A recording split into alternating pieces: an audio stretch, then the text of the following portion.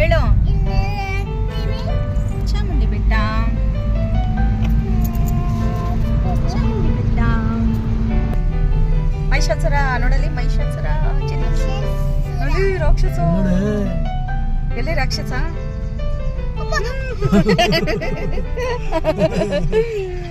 ರಾಕ್ಷಸ ಬಂದು ಗಲಾಟೆ ಮಾಡ್ತೀಯ ಇನ್ನೊಂದ್ಸರಿ.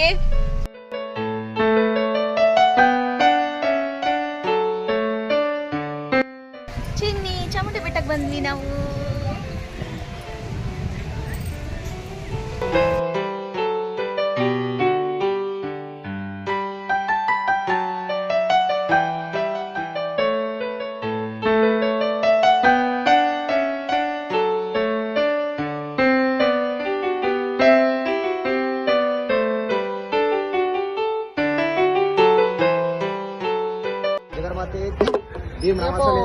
ಅಣ್ಣನಗ ಮಕ್ಕ ಮರಿಗ ಅಭಿವೃದ್ಧಿ ಕೊಟ್ಟು ದುಷ್ಟ ದೂರ ಮಾಡಿ ಹಣ ಕಾಸು ಐಶ್ವರ್ಯ ಶಿವ ಶಂಕರ ಬೆಟ್ಟಳ್ಳಿ ಯಾರೇ ಏನೇ ಮಾಡಿದ್ರು ಮಕ್ಕ ಮರಿಗ ಮನಮಗಳ ತಾಯಿ ಜಗನ್ಮಾತೆ ಬೆಚ್ಚದು ಬೆದರದು ಕಣ್ಣೆಸರು ಕಾಲ್ದು ನಮ್ಮ ಚಿನ್ನಗ ಯಾವುದೇ ದಿಷ್ಟಿ ಇರುವ ತಾಯಿ ಮಾಟ ಮಂತ್ರ ಇರೋದೆಲ್ಲ ಕ್ಲಿಯರ್ ಆಗಿ ತಾಯಿ ಜಗನ್ಮಾತೆ ದೂರ ಮಾಡಿ ಮಾದಪ್ಪ ಲಕ್ಷ್ಮೀ ಕಳ ಕೊಟ್ಟು ಅವ್ರ ಭಕ್ತಿಗ ಯಾವ ತಾಯಿ ಮೈಸೂರು.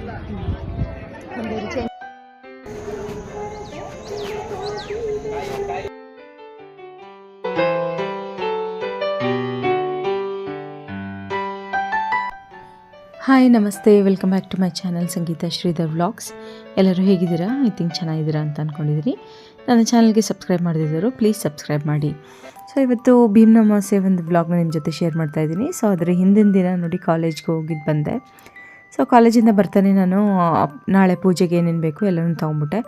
ಸೊ ಹೂ ಇರ್ಬೋದು, ಹಣ್ಣು, ತೆಂಗಿನಕಾಯಿಗಳು, ಪೂಜೆ ಸಾಮಗ್ರಿಗಳು ಏನಿದೆ ಏನು ಬೇಕಿತ್ತು ಅದನ್ನೆಲ್ಲ ತೊಗೊಂಡು, ಜೊತೆಗೆ ನೋಡಿ ಮನೆಗೆ ಬೇಕಾಗಿರೋದು ತೊಗೋಬೇಕಲ್ವ, ಹಾಲು ಎಲ್ಲನೂ ತೊಗೊಂಡು ನಾನು ಮನೆಗೆ ಬಂದೆ ಕ್ಯಾಬ್ ಬುಕ್ ಮಾಡಿಕೊಂಡು. ಸೊ ಅದಾದಮೇಲೆ ನೋಡಿ ಇಷ್ಟು ಐಟಮ್ಸ್ ತೊಗೊಂಬಂದೆ. ಸೊ ಏನೇ ಆದರೂ ಕೂಡ ಪೂಜೆ ಗೀಜೆ ಇದ್ದರೆ ನಾವು ಎಕ್ಸ್ಟ್ರಾ ಒಂದು ಸ್ವಲ್ಪ ಜಾಸ್ತಿನೇ ತರಬೇಕಾಗುತ್ತೆ. ಸೊ ವಿಳ್ಯದೆಲೆ ನೋಡಿ ನಮ್ಮ ಕಾಲೇಜ್ ಹತ್ರನೇ ತೊಗೊಂಡಿದ್ದು. ಸೊ ಅದಾದಮೇಲೆ ನೋಡಿ ಅದ್ರ ಬೆಳಗ್ಗೆ ಭೀಮ್ನ ಅಮಾವಾಸ್ಯೆ ದಿನ ಬೆಳಗ್ಗೆನೇ ಎದ್ದು ಎಲ್ಲ ಕೆಲಸಗಳನ್ನ ಮುಗಿಸ್ಕೊಂಡು ಅದಾದಮೇಲೆ ಕಲ್ಪೋಕ್ತ ಪ್ರಕಾರವಾಗಿಯೇ ನಾನು ಪೂಜೆ ಮಾಡೋದು ಪ್ರತಿ ವರ್ಷವೂ ಅಷ್ಟೇ, ಮದುವೆಗೆ ಮುಂಚೆಯಿಂದನೂ ಅಷ್ಟೇ. ಬಟ್ ಮದುವೆಗೆ ಮುಂಚೆ ನಾನು ಅರಿಶಿಣದಲ್ಲಿ ಭೀಮನ್ನ ಮಾಡಿಡ್ತಾಯಿದ್ದೆ. ಮದುವೆ ಆದಮೇಲೆ ಅದೊಂದು ಮಾತ್ರ ಕ್ಯಾನ್ಸಲ್ ಮಾಡಿದ್ದೀನಿ, ಯಾಕೆಂದರೆ ಮನೆಯವ್ರಿಗೇ ಪೂಜೆ ಮಾಡಬೇಕಲ್ವಾ. ಸೊ ಅದಕ್ಕೋಸ್ಕರನೇ ಸೊ ಕಲ್ಪೋಕ್ತ ಪ್ರಕಾರವಾಗಿಯೇ ಟೈಮ್ನ ನೋಡಿಕೊಂಡೇ ನಾನು ಪೂಜೆ ಮಾಡಬೇಕಾಗಿತ್ತು. ಸೊ ಅದಕ್ಕೋಸ್ಕರ ಒಳ್ಳೆ ಟೈಮ್ ನೋಡಿಕೊಂಡೆ ಪೂಜೆ ಎಲ್ಲ ಮಾಡಿದೆ. ಸೊ ಅದಾದಮೇಲೆ ಪೂಜೆ ಮಾಡೋ ಟೈಮ್ಗೆ, ಯಾಕೆಂದರೆ ಓದೋದು ತುಂಬ ಜಾಸ್ತಿ ಇರುತ್ತೆ. ಸೊ ಅದಾದಮೇಲೆ ಪೂಜೆ ಒಂದು ಲೆವೆಲ್ಗೆ ಆಗ್ತಿದ್ದಂಗೆ ನಮ್ಮ ಮನೆಯವ್ರನ್ನ ಕೂಗ್ಬಿಡ್ತೀನಿ, ಯಾಕೆಂದರೆ ಆವಾಗಲೇ ನಾವು ಜೊತೆಗೆ ಪೂಜೆ ಮಾಡೋದು ಮೊದಲಿಂದನೂ ರೂಢಿಸ್ಕೊಂಬಂದಿರೋದು. ಪೂಜೆ ಟೈಮಲ್ಲಿ ಇವ್ರು ಇರಬೇಕು. ಆ್ಯಕ್ಚುಲಿ ನಾನು ಮೊದಲು ಗಣಪತಿ ಪೂಜೆ, ಗಣಪತಿದೆಲ್ಲ ಮಂತ್ರಗಳೆಲ್ಲ ಹೇಳಬೇಕಾದ್ರೆ ಸೊ ಗಣಪತಿ ಅನುಷ್ಠಾನ, ಕಳಶ ಪೂಜೆ, ಸೊ ಅವೆಲ್ಲದಕ್ಕೂ ಪರವಾಗಿಲ್ಲ. ಭೀಮನ ಪೂಜೆ ಮಾಡಬೇಕಾದ್ರೆ ಈ ಥರ ಅವರ ಆ ಒಂದು ಪರ್ಟಿಕ್ಯುಲರ್ ವ್ರತನ ಪೂಜೆ ಓದಬೇಕಾದ್ರೆ ಮಾತ್ರ ನಮ್ಮ ಮನೆಯವರು ಪಕ್ಕದಲ್ಲಿ ಇರಲೇಬೇಕು. ಸೊ ಅದಕ್ಕೋಸ್ಕರ ನಾನು ಸೋಫಾ ಮೇಲೆಲ್ಲ ಕೂರಿಸಲ್ಲ, ಪಕ್ಕದಲ್ಲೊಂದು ಮಣೆನೇ ಇಟ್ಬಿಡ್ತೀನಿ. ಸೊ ಆ ಮಣೆ ಮೇಲೆ ಕೂತಿರ್ತಾರೆ. ಸೊ ಪೂಜೆ ಎಲ್ಲ ನಡೀತಾ ಇರೋ ಟೈಮಲ್ಲಿ ದೌರಬಂಧನಂ ಅಂತ ಅಂದ್ಬಿಟ್ಟು ಬರುತ್ತೆ. ಸೊ ಆವಾಗ ನನ್ನ ಕೈಗೆ ಅವರು ದಾರ ಕಟ್ಟೋದು, ಅವ್ರ ಕೈಗೆ ನಾನು ದಾರ ಕಟ್ಟೋದು. ಸೊ ಅದಕ್ಕೋಸ್ಕರನೇ ನಾನು ಸೋಫಾ ಮೇಲೆಲ್ಲ ಕೂರಿಸಲ್ಲ, ಇಲ್ಲೇ ದೇವರ ಮನೆ ಪಕ್ಕದಲ್ಲೇ ಒಂದು ಚಿಕ್ಕ ಸ್ಟೂಲು, ಮರದ ಸ್ಟೂಲ್ ಹಾಕ್ಬಿಟ್ಟು ಅವರು ಕೂಡ ಪೂಜೆಯಲ್ಲಿ ಇನ್ವಾಲ್ವ್ ಮಾಡಿಸ್ಕೊತೀನಿ. ಅದ್ರ ಜೊತೆಗೆ ಅವ್ರಿಗೂ ಕೂಡ ನಾನು ಪೂಜೆ ಎಲ್ಲ ಮಾಡಿದೆ, ಪಾದ ಪೂಜೆ ಎಲ್ಲ ಮಾಡಿದೆ. ಆಮೇಲೆ ಈ ಥರ ಆರತಿ ಮಾಡಿದೆ. ಸೊ ನೋಡಿ ಈ ಥರ ಮೊದಲಿಂದ ಯಾವ ರೀತಿ ನಾವು ಮಾಡ್ಕೊಂಬಂದಿರ್ತೀವಿ, ಸೊ ಅದ್ರ ಮೇಲೆ ಡಿಪೆಂಡ್ಸ್ ಅಂತ ಹೇಳ್ಬೋದು. ಸೊ ನೋಡಿ ಮಲ್ಲಿಗೆ ಎಲ್ಲ ಹಾಕಿ ಮಾಮೂಲಿ ನಾವು ರೆಗ್ಯುಲರಾಗಿ ಯಾವ ರೀತಿ ಮಾಡ್ತೀವಿ ಆ ಥರ. ಈ ಪೂಜೆಯನ್ನು ಪಾದ ಪೂಜೆ ಬೇಗ ಮಾಡಿಬಿಡ್ಬೋದು, ಬಟ್ ಅದು ವ್ರತ ಮಾಡೋದು ಸ್ವಲ್ಪ ಟೈಮ್ ಜಾಸ್ತಿ ನಡೆಯುತ್ತೆ ಅಂತ ಹೇಳ್ಬೋದು. ಸೊ ಅದಕ್ಕೋಸ್ಕರನೇ ಆ್ಯಕ್ಚುಲಿ ಈ ವರ್ಷ ಪೂಜೆ ಟೈಮ್ ಇದ್ದಿದ್ದೇನೆ 9:30 ಮೇಲೆ. ಸೊ 9:30 ಅಂತಂದರೆ ಆಲ್ಮೋಸ್ಟ್ ನಮಗೆ ಮಧ್ಯಾಹ್ನ ಮೀನ್ಸ್ ಅದು 11 ಗಂಟೆ 11:30 ತನಕ ಟೈಮ್ ಹಿಡಿತು ಅಂತ ಹೇಳ್ಬೋದು. ಸೊ ಪೂಜೆ ಎಲ್ಲ ಆದಮೇಲೆ ಅದಕ್ಕೇ ನಾವು ಹೊರಗಡೆಗೆ ತಿಂಡಿಗೆ ಹೋಗ್ಬಿಟ್ವಿ. ಸೊ ಏಕೆಂತಂದರೆ ನಾವು ಮತ್ತೆ ತಿಂಡಿ ಎಲ್ಲ ಮಾಡ್ಕೊಂಡು ಕೂತ್ಕೊಳ್ಳೋಕ್ಕಲ್ಲ, ಯಾಕೆಂದರೆ ಕಡುಬೆಲ್ಲ ಮಾಡಿದ್ದೆ ನಾನು ದೇವ್ರ ನೈವೇದ್ಯಕ್ಕೆ, ಕಡುಬೆಲ್ಲ ಮಾಡಿದ್ದೆ. ಸೊ ಕಡುಬಿತ್ತು, ಒಂದೊಂದು ಕಡುಬು ತಿಂದರು ಪೂಜೆ ಎಲ್ಲ ಆದಮೇಲೆ. ಅದಾದಮೇಲೆ ನಾವು ಹೊರಗಡೆ ಹೋಗಿ ತಿಂಡಿ ಎಲ್ಲ ತಿಂಡಿ ತಿಂದ್ಕೊಂಡು ಆಮೇಲೆ ನನ್ನ ಮನಸ್ಸಲ್ಲಿ ಇದ್ದಿದ್ದು ಆಷಾಢದಲ್ಲಿ ಚಾಮುಂಡಿ ಬೆಟ್ಟಕ್ಕೆ ಹೋಗಿರಲಿಲ್ಲ, ಆಷಾಢ ಶುಕ್ರವಾರ ಹೋಗಿರಲಿಲ್ಲ. ಸೊ ಹೋದರೆ ಇವತ್ತು ಹೋಗಬೇಕಾಗುತ್ತೆ, ಅಂತ ಅಂದ್ಬಿಟ್ಟು ನಾನು ಪ್ಲ್ಯಾನ್ ಮಾಡಿದ್ದೆ. ಸೊ ಆಲ್ರೆಡಿ ನಾವು 11 ಗಂಟೆ 11:15 ಆಗ್ಬಿಟ್ಟಿತ್ತು ತಿಂಡಿ ತಿಂದ್ಕೊಂಡು ಹೊರಗಡೆ ಬರೋ ಅಷ್ಟರಲ್ಲಿ 11:15 ಆಗಿತ್ತು. ಸೊ ಏನು ಮಾಡೋದು, ಟೈಮ್ ಏನಾದರೂ ಅಲ್ಲಿ ಬಾಗಿಲೇನಾದರೂ ಮಧ್ಯಾಹ್ನ ಕ್ಲೋಸ್ ಮಾಡಿಬಿಟ್ರೆ ಅಂತ ಅಂದ್ಕೊಂಡೆ. ಯಾವುದಕ್ಕೂ ಒಂದು ಚಾನ್ಸ್ ತಗೊಂಡೇ ಬಿಡೋದ ಅಂದ್ಬಿಟ್ಟು ಇನ್ನೇನು ಮಾಡೋದು ಅಂತ ಅಂದ್ಬಿಟ್ಟು ನಾವು ಹೋದ್ವಿ. ಚಾನ್ಸ್ ತೊಗೊಂಡೇ ಬಿಡೋಣ, ಅಕಸ್ಮಾತ್ ಲೇಟ್ ಆದ್ರೂ ಮಧ್ಯಾಹ್ನದ ಮೇಲೆ ಸಾಯಂಕಾಲದ ಮೇಲೆ ಓಪನ್ ಮಾಡ್ತಾರಲ್ಲ ಅಂದ್ಬಿಟ್ಟು ನಾವು ಹೋಗೇ ಬಿಡೋಣ. ಯಾಕೆಂದರೆ ಮನ್ಸು ತಡೀತಾ ಇರಲಿಲ್ಲ, ಯಾಕೆಂದರೆ ಆಷಾಢದಲ್ಲಿ ಪ್ರತಿ ಸರಿನೂ ಹೋಗ್ತೀನಿ. ಸೊ ಈ ಸರಿ ಮಿಸ್ ಆಗೋದು ಬೇಡ ಅಂದ್ಬಿಟ್ಟು ನಾವು ನಮ್ಮ ಮನೆಯವ್ರಿಗೆ ಹೇಳ್ಬಿಟ್ಟೆ, ನಾನು ಚಾಮುಂಡಿ ಬೆಟ್ಟಕ್ಕೆ ಹೋಗೋಣ ಬನ್ನಿ, ಅದು ಎಷ್ಟೊತ್ತಾಗುತ್ತೆ ನೋಡಿ ಬಿಡುತ್ತಾ. ಚೆನ್ನಿ ಎಲ್ಲ ಹೋಗ್ತಾ ಇದ್ದೀವಿ ನಾವು? ಚಾಮುಂಡಿ ಬೆಟ್ಟ ಹೇಳು. ಚಾಮುಂಡಿ ಬೆಟ್ಟ, ಚಾಮುಂಡಿ ಬೆಟ್ಟ.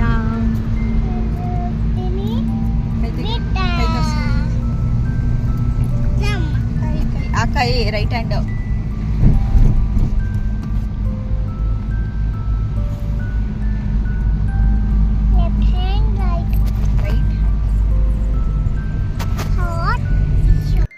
ನೋಡಿ ಅದಾದಮೇಲೆ ಡೈರೆಕ್ಟ್ ಎಂಟ್ರಿನೇ ಇತ್ತು.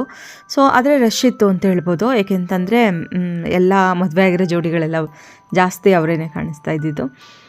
ಸೊ ಅದಕ್ಕೋಸ್ಕರ ನಾವು ನೋಡಿ ಹೋದ್ವಿ ದೇವಸ್ಥಾನದ ಹತ್ರ. ಮಹಿಷಾಸುರ ನೋಡಲಿ, ಮಹಿಷಾಸುರ ರಾಕ್ಷಸ. ಎಲ್ಲಿ ರಾಕ್ಷಸ?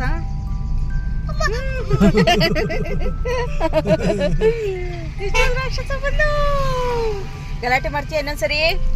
ಸೊ ಕಾರ್ನ ದೇವಸ್ಥಾನದ ಹತ್ರನೇ ತೊಗೊಂಬರೋ ಥರ ಆಪ್ಷನ್ ಸಿಕ್ತು ನಮಗೆ. ಸೊ ಅದಕ್ಕೋಸ್ಕರ ದೇವಸ್ಥಾನದ ಹತ್ರನೇ ಬಂದ್ವಿ, ಪಕ್ಕದಲ್ಲೇ ಪಾರ್ಕ್ ಮಾಡೋಕ್ಕೆ. ನೋಡಿ ಅಲ್ಲಿ ಗೋಪುರ ನೋಡ್ತಿದ್ದಂಗೆ ಸಖತ್ ಖುಷಿ ಆಯಿತು ನನಗಂತೂ. ಆಷಾಢದಲ್ಲಿ ಸದ್ಯ ದರ್ಶನ ಮಾಡೋ ಅವಕಾಶ ಸಿಕ್ತಲ್ಲಪ್ಪ ಅಂತ ಅಂದ್ಬಿಟ್ಟು. ಚಿನ್ನಿ ಚಾಮುಂಡಿ ಬೆಟ್ಟಕ್ಕೆ ಬಂದ್ವಿ ನಾವು.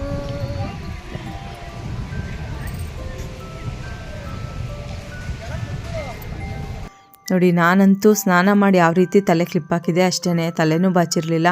ಇಯರಿಂಗ್ಸು ಅಟ್ಲೀಸ್ಟ್ ಒಂದು ಗೋಲ್ಡ್ ಇಯರಿಂಗ್ಸ್ ಹಾಕೊಳ್ಳೋಕ್ಕೂ ನನಗೆ ಟೈಮ್ ಇರಲಿಲ್ಲ, ಅಷ್ಟೊಂದು ಬ್ಯುಸಿ ಆಗಿಬಿಟ್ಟಿದ್ದೆ.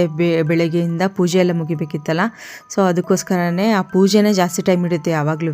ಸೊ ಈ ಸರಿ 9:30 ಮೇಲೆ ಟೈಮ್ ಚೆನ್ನಾಗಿದ್ದರಿಂದ ಏನೂ ಮಾಡೋಕ್ಕಾಗಲಿಲ್ಲ. ಆವಾಗಲಿಂದ ಒಂದು 2 hours ಆದರೂ ಹಿಡೀತು ಟೈಮು ಅಂತ ಹೇಳ್ಬೋದು. ಸೊ ಅದಕ್ಕೋಸ್ಕರನೇ ಇನ್ನೇನು ಮಾಡೋಕ್ಕಾಗಲ್ಲ. ನಾವು ಈ ಥರ ಎಲ್ಲ ಪೂಜೆ ಪುರಸ್ಕಾರ ಇದ್ದಾಗ ನಾವು ನಮ್ಮ ಅಪೀರಿಯನ್ಸು ಇದೇ ಥರ ಇರಬೇಕು, ಇದೇ ಥರ ನಾವು ಡ್ರೆಸ್ಅಪ್ ಆಗಬೇಕು ಅಂತ ನೋಡೋಕ್ಕಾಗಲ್ಲ. ಈ ವ್ರತಗಳ ಟೈಮಲ್ಲಿ ನಾರ್ಮಲ್ ದೇವಸ್ಥಾನಕ್ಕೆ ಹೋಗ್ಬೇಕಾದ್ರೆ ಹೆಂಗೆ ಚೆನ್ನಾಗಿ ರೆಡಿಯಾಗಿ ಹೋಗ್ಬೋದು, ಬಟ್ ವ್ರತಗಳ ಟೈಮಲ್ಲಿ ಅಂತೂ ನಾವು ಯಾರು ಏನು ಅಂದ್ಕೊಂಡ್ರೂ ನಾನು ಅದಕ್ಕೇನು ಕೇರ್ ಮಾಡಲ್ಲ ಅಂತ ಹೇಳ್ಬೋದು. ಏಕೆಂದರೆ ನಾವು ನಮಗೆ ಆ ವ್ರತ ಕಂಪ್ಲೀಟ್ ಆಗಬೇಕು, ನಮ್ಗೆ ಅದು ಸಿದ್ಧಿ ಆಗಬೇಕು, ಅದೇ ನನ್ನ ಮನಸ್ಸಲ್ಲಿರುತ್ತೆ. ಸೊ ನಾವು ಹೆಂಗೆ ಕಾಣಿಸಿದ್ದೀವಿ ಏನು ಕತೆ ಅದು ಯಾವುದು ನನಗೆ ಮ್ಯಾಟ್ರ್ ಆಗೋಲ್ಲ, ಎಸ್ಪೆಷಲಿ ಈ ಥರ ವ್ರತಗಳು ಮಾಡಬೇಕಾದ್ರೆ. ಸೊ ಆ ಥರ ಅದಕ್ಕೇ ನಾನು ಏನೇ ಹಬ್ಬ ಮಾಡಿದ್ರು ಬೆಳಗ್ಗೆ ಹೊತ್ತು ವ್ರತ ಎಲ್ಲ ಮಾಡಬೇಕಾದ್ರಂತೂ ಇದೇ ಥರನೇ ಒಂದು ಸ್ಟ್ರಿಕ್ಟಾಗಿ ಮಾಡ್ತೀನಿ. ಆಮೇಲೆ ನಾನು ಈವ್ನಿಂಗ್ ಟೈಮಲ್ಲಿ ಬೇಕಾದ್ರೆ ಕುಂಕುಮಕ್ಕೆ ಹೋಗ್ಬೇಕಾದ್ರೆ ಆವಾಗ ಮತ್ತೆ ರೇಷ್ಮೆ ಸೀರೆ ಎಲ್ಲ ಉಟ್ಕೊಂಡು ಆವಾಗ ರೆಡಿ ಆಗಿಬಿಟ್ಟು ಕುಂಕುಮ ಕೊಡೋದು. ಸೊ ಆ ಥರ ಒಂದು ನಾನು ಮೊದಲಿಂದ ಪಾಲಿಸ್ಕೊಂಬಂದಿರೋದು. ಯಾರು ಏನೇ ಅಂದ್ಕೊಂಡ್ರೂ ನಾನು ಇದೇ ಥರನೇ ಮಾಡೋದು. ನೋಡಿ ಅದಾದಮೇಲೆ ದೇವಸ್ಥಾನದಲ್ಲಿ ಹೋಗ್ಬಿಟ್ಟು 100 ರೂಪಾಯಿ ಟಿಕೆಟ್ ತೊಗೊಂಡೆ. ಅದಾದಮೇಲೆ ಜೋಡಿಕಾಯಿ ಪೂಜೆ ಸಾಮಾನು ತೊಗೊಂಡೆ, ಸೊ ಪೂಜೆ ಮಾಡ್ಸೋಕ್ಕೆ ಅಂತ ಅಂದ್ಬಿಟ್ಟು. ಸೊ ಟಿಕೆಟ್ ತೊಗೋಬೇಕಾದ್ರೆ ಅಲ್ಲಿ ಗೊತ್ತಿರೋರು ಒಬ್ಬರು ಅಂಕಲು ನಾವು ರಾಜೀವ್ ನಗರದಲ್ಲಿ ಅಂದರೆ ಹಳೆ ಮನೆ ಹತ್ರ ಇದ್ದಾಗ ಅವರು ಮೊದಲಿಂದನೂ ಇಲ್ಲೇ ವರ್ಕ್ ಮಾಡೋದು. ಸೊ ಅವ್ರು ನಾನು ನೆನಪಿಸ್ಕೊಂಡು ಮಾತಾಡಿಸ್ದೆ. ಅವರು ಏನಮ್ಮ ಇನ್ನೂ ನೆನ್ಪಿಟ್ಕೊಂಡಿದ್ದೀಯಾ ಪರವಾಗಿಲ್ಲ ಅಂತ ಅಂದ್ಬಿಟ್ಟು. ಅವ್ರಿಗೆ ಅಷ್ಟು ನೆನಪಿಲ್ಲ, ಯಾಕೆಂದರೆ ಅವಾಗ ನಾನು ಇನ್ನೂ 3rd standard 4th standard ಓದ್ತಾಯಿದ್ದೆ. So ಅದಕ್ಕೋಸ್ಕರನೇ ನನಗೆ ನೆನಪಿದೆ ಚೆನ್ನಾಗಿ. ನಾನು ಅವ್ರ ವೈಫ್ ಎಲ್ಲರೂ ಕೇಳಿದೆ. ನೋಡಿ ಅದಾದಮೇಲೆ ದೇವಸ್ಥಾನಕ್ಕೆ ಎಂಟ್ರಿ ಕೊಟ್ವಿ. ನೋಡಿ ಇದು ದೇವ್ರದ್ದು ಬೆಳ್ಳಿ ಬಾಗಿಲು, ಇಲ್ಲಿ ತನಕ ನಾನು ಫೋಟೋ ತೆಗೆದೆ ಅಷ್ಟೇ. ಅದಾದಮೇಲೆ ದೇವ್ರ ಗರ್ಭಗುಡಿ ಒಳಗಡೆ ಹೋಗ್ತೀವಿ ಅಂದ್ಬಿಟ್ಟು ಫೋಟೋ ಎಲ್ಲ ನಿಲ್ಲಿಸಿದೆ. ಸೊ ನಮ್ಮ ಮನೆಯವರು ಕಾಯಿ ಹೊಡ್ಕೊಂಡು ಬಂದರು. ಸೊ ನಾವು ಒಳಗಡೆ ಎಂಟ್ರಿ ತೊಗೊಂಡ್ವಿ. ಸೊ ನೋಡಿ ಇದೇ ಸೀರೆ ಉಡಿಸಿದ್ರು ಅನಿಸುತ್ತೆ ದೇವ್ರಿಗೆ, ಇದೇ ಕಾಂಬಿನೇಷನಲ್ಲಿತ್ತು. ತುಂಬ ಚೆನ್ನಾಗಿ ದರ್ಶನ ಆಯಿತು. ನಿಜವಾಗ್ಲೂ ನನಗಂತೂ ತುಂಬಾ ಖುಷಿ ಆಯಿತು ಅಂತ ಹೇಳ್ಬೋದು.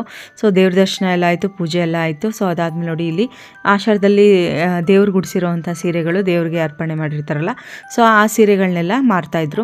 ಸೊ ಅದಕ್ಕೋಸ್ಕರ ನಾನು ಪ್ರತಿ ವರ್ಷ ಇಲ್ಲಿ ತೊಗೊಳ್ಳೋ ಅಂಥದ್ದು ರೂಢಿ. ಆಷಾಢಕ್ಕೆ ಹೋದಾಗೆಲ್ಲನೂ ಕೂಡ. ಸೊ ಈ ಸರಿ ಈ ಸೀರೆ ತೊಗೊಂಡೆ ನಾನು, ಪರ್ಪಲ್ ಕಲರ್ದು. ಲೈಟ್ ಬೆಳಕಿಗೆ ಈ ಥರ ಕಾಣಿಸಿದೆ, ಇಲ್ಲಂದ್ರೆ ಇನ್ನೂ ಚೆನ್ನಾಗಿ ಬ್ರೈಟ್ನೆಸ್ ಇದೆ ಅಂತ ಹೇಳ್ಬೋದು. ಸೊ ಇದು ಮೊದಲಿಂದನೂ ನಾನು ಪ್ರಾಕ್ಟೀಸ್ ಮಾಡ್ಕೊಂಬಂದಿದ್ದೀನಿ.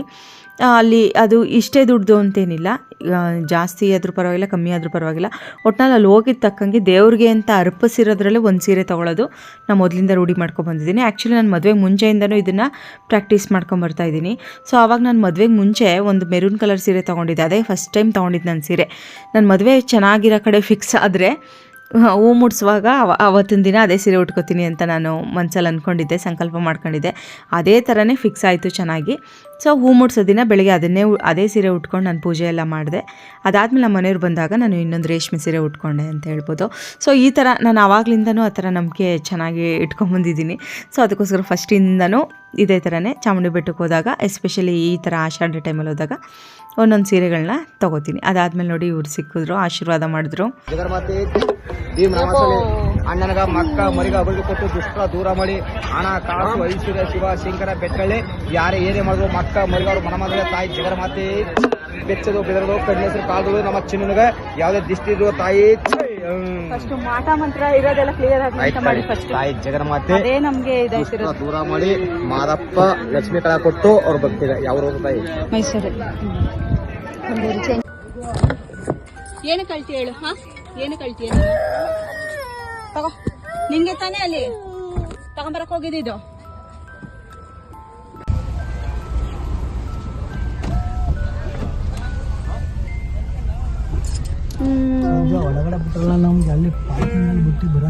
ಸೊ ದೇವ್ರ ದರ್ಶನ ಎಲ್ಲ ತುಂಬ ಚೆನ್ನಾಗಾಯಿತು. ನಮ್ಮ ಮನೆಯವರು ಅದೇ ಅಂತ ಇದ್ದರು, ಆಷಾಢ ಶುಕ್ರವಾರದಲ್ಲಿ ಹೋಗಲಿಲ್ಲ ಅಂತ ಬೇಜಾರು ಮಾಡ್ಕೊತಿದ್ದಲ್ಲ, ಇವಾಗ ನೋಡು ಎಷ್ಟು ಹತ್ತಿರದಿಂದ ಚೆನ್ನಾಗೇ ನೆಮ್ಮದಿಯಾಗಿ ದರ್ಶನ ಮಾಡ್ದಲ್ಲ ಅಂತ. ಆವಾಗ ಹೌದು ಅಂತ ಅಂದೆ ನಾನು. ನೋಡಿ ಇದೇ ಸೀರೆ ನಾನು ತೊಗೊಂಡಿದ್ದು. ಇದು ಎಷ್ಟಿರ್ಬೋದು ನಿಜವಾಗ್ಲೂ ಗೆಸ್ ಮಾಡಿ ನೀವು. ತುಂಬಾ ಸಾಫ್ಟಾಗೇ ಇತ್ತು ಅಂತ ಹೇಳ್ಬೋದು. 750 ರುಪೀಸ್ ಅಷ್ಟೇ.